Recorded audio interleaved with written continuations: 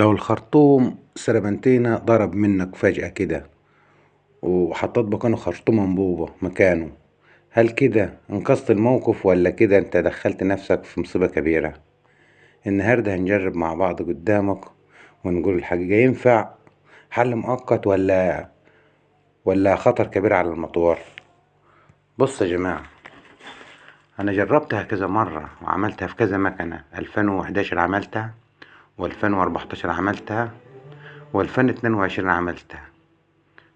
بفك الجفزان اللي هي الأصلية بتاعت المكنة، ماشي، وبركب خرطوم أنبوبة نوع نضيف، يعني مش خرطوم أنبوبة عادي، خرطوم نضيف نوع غالي، واصلة بنفس الطول ونفس كل حاجة. وبعملها ازاي؟ بربط جافزين على الخرطوم من هنا. بص شايفين كده؟ اتخيل على الخرطوم الأصلها قدامكم، بجيبه واجي مركب في الخرطوم الأنبوبة الأصل النظيف، خرطوم غالي، واصلة قصيرها بس نظيفة غالية.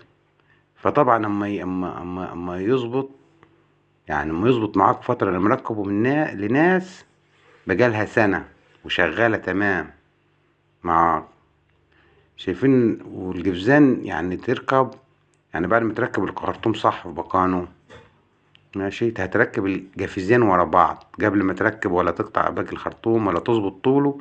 هتركب جافزين وهتعدل الجفزان الناحية عكس الخرطوم التاني عشان خاطر تعرف تربط منه بعد كده. انت فاهم ازاي؟ يعني الاتجاهات بتاعت الجفزان تبقى مظبوطة، يعني اتنين عادلين لفوق واتنين عادلين لتحت لو هتركب في الخرطومين. ولو خرطوم واحد هتركبه، بص هتقيس، شايف المقاس؟ هتقيس قد القديم بالظبط وتقطع. الميزة ان انت اما تجيب خرطوم نظيف، مش اما تجيب خرطوم تعبان، تجيب خرطوم نظيف وتركب الوصلة التانية وتعدلها وتوجهها صح، بس تكون مركب الجفزان كلها الاربع وموجههم صح، عشان خاطر وانت اما تربط يبقوا جايين معاك صح، ما يبقوش جايين معاك غلط. ماشي، شايفين؟ دوس على الخرطوم حلو، دوس على الخرطوم حلو، يعني برشمه تمام.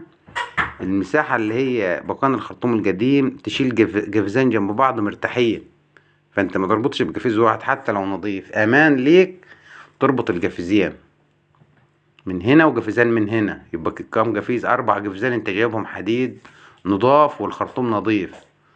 ما تقولش السخونة هتبوظ ولا الكلام ده كله، لا، هو طول ما هو الخرطوم نظيف اصلي هيعيش معاك، مش تروح تجيب اي خرطوم سجو خلاص. والذين يبيتون لربهم سجدا وقياما، وتركبه وتربط الجفزان حلو وتحكمها تمام وتوجه الوصلة بتاعت الخرطوم زي الاصل تمام.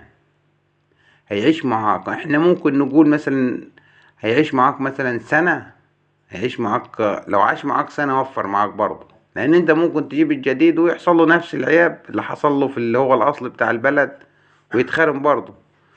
فانا مركبها لناس وشغالة بها تمام وبقالها سنة، وفي ناس تاني بقالها 6 شهور وتمام.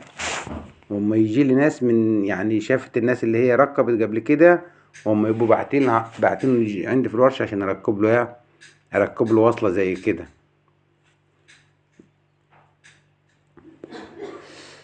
الميزة كلها في ان انت تجيب خرطوم نظيف عشان يتحمل سخونة الزيت وكده ويعيش معاه، لكن ما تروحش تجيب حاجة مثلا تعبانة وتقول ده ضرب منه ولا الكلام ده كله.